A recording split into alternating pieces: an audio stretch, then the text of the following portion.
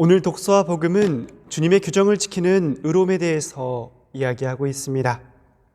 특별히 복음서의 예수님께서는 너희의 의로움이 율법학자들과 바리사이들의 의로움을 능가하지 않으면 결코 하늘나라에 들어가지 못할 것이다 라며 조금은 단호한 어조로 말씀하십니다. 이 말씀을 듣는 제자들은 어떤 생각이 들었을까요? 그 당시 율법학자들과 바리사이들, 누구보다 주님의 규정이라는 율법에 정통하고 이를 백성들에게 가르치던 이들이었기 때문에 그들보다 의롭게 산다는 것, 어찌 보면 불가능한 일처럼 느껴지기에 하늘나라에 들어가기 참 힘들겠다라고 느꼈을 수도 있고, 아니면 혹시 예수님께서 율법학자들이나 바리사이들의 시기와 질투 어린 비난을 많이 받았기 때문에 이놈들 골탕 한번 먹어봐라 하시며 바리사이나 율법학자들을 비판하시기 위해서 이런 말을 하셨을까라고도 생각할 수도 있습니다. 그런데 예수님의 말씀을 이런 차원에서만 생각한다면 그 참뜻을 잘 이해하지 못한 것일 것입니다. 먼저 오늘 복음 바로 앞에 마테오 5장 17절에는 예수님께서 내가 율법이나 예언서를 폐지하러 온 줄로 생각하지 마라. 폐지하러 온 것이 아니라 오히려 완성하러 왔다라는 이야기를 하신 부분이 있습니다. 그렇습니다.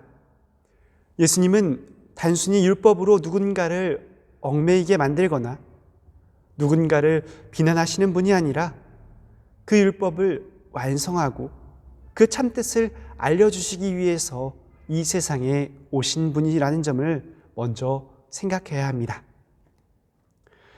자칫 율법이라는 단어에만 집중한다면 어려운 것, 복잡한 것, 피하고 싶은 것으로만 느껴질 수도 있습니다. 그런데 그 법이라는 것, 시작을 잠깐 살펴본다면 한 공동체에서 개인이 양심에 따라 다른 이들을 배려한다면 필요 없는 것이었지만 사회가 점점 커지면서 이제 한 개인의 양심에만 맡겨서는 그 공동체의 질서가 이루어질 수 없기 때문에 또 그 한계를 보완하기 위해 만들어진 것이 바로 법입니다. 거기 율법이란 바로 인간이 이렇게 하자, 저렇게 하자라고 정한 것이 아니라 바로 하느님께서, 주님께서 당신의 백성 이스라엘을 위해서 직접 전해주신 것이었습니다.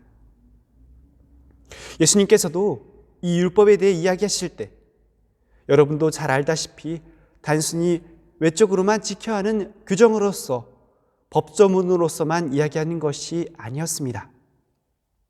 예수님의 가르침은 당시 관행적으로 통용되어 오던 율법 해석에서 벗어난 전혀 다른 새로운 것이었습니다.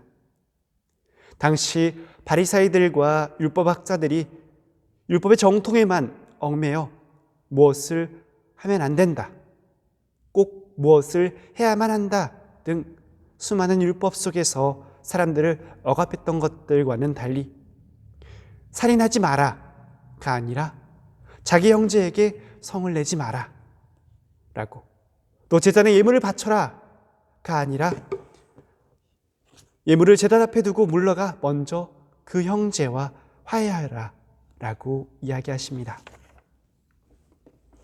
오늘 예수님께서 율법을 풀이하면서 밝혀주신 것은 어떠한 율법을 지키는 것보다 중요한 것, 바로 그 율법의 진짜 의미, 하느님의 뜻을 이루는 것이었습니다.